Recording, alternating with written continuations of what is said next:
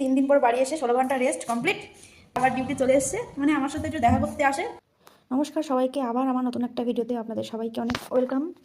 এখন দুপুর, আমরা সবে রান্না শেষ করেছি। শেষ করে আমি তো গতকাল একটা ভিডিও পোস্ট করেছিলাম যে আমার হাজব্যান্ড 3 দিন হয়ে গেল এখনও রুমে আসেনি। তো ও রুমে আসতে প্রায় 9টা বেজে গেছিলো, রাত 9টা।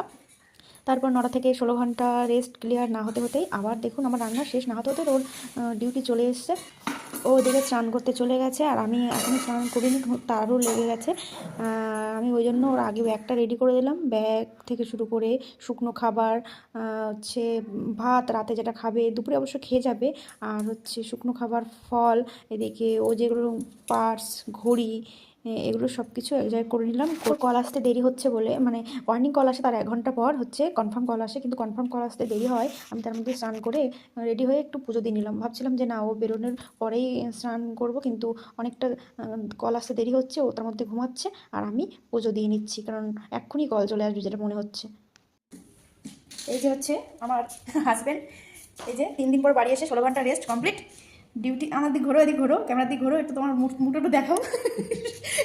16 ঘন্টা রেস্ট কমপ্লিট, আবার ডিউটি চলে এসছে, মানে আমার সাথে একটু দেখা করতে আসে।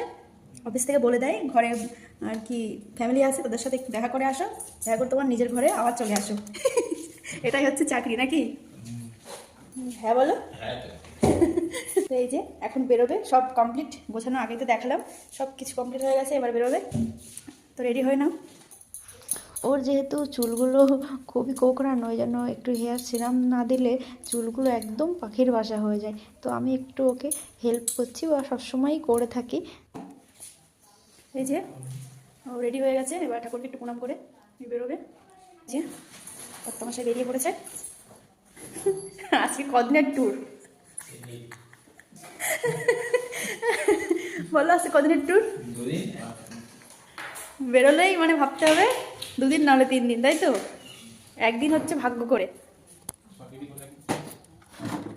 বেরিয়ে পড়েছে ডিউটির উদ্দেশ্যে। দাও ব্যাগের চেন খোলা।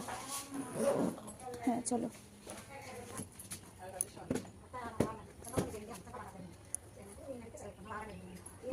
সাবধানে যাবেন তো।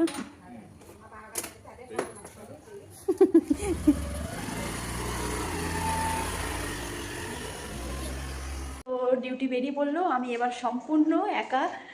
এখন দেখি ঘরের যা কাজবাজ আছে সেগুলোই করব, আর ভিডিওটা এডিটিং করে পোস্ট করতে হবে। আর কী করবো, প্রায় লাইভ মেনে নিতে হবে।